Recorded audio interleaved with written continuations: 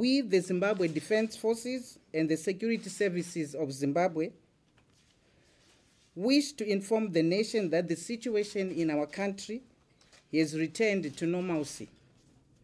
following the historic inauguration of His Excellency, the President of the Republic of Zimbabwe, Head of State and Government and Commander-in-Chief of the Zimbabwe Defense Forces, Comrade Emmerson Dambudzo Mnangagwa.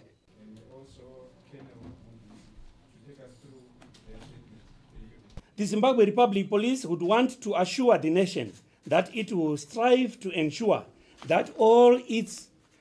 operations and programs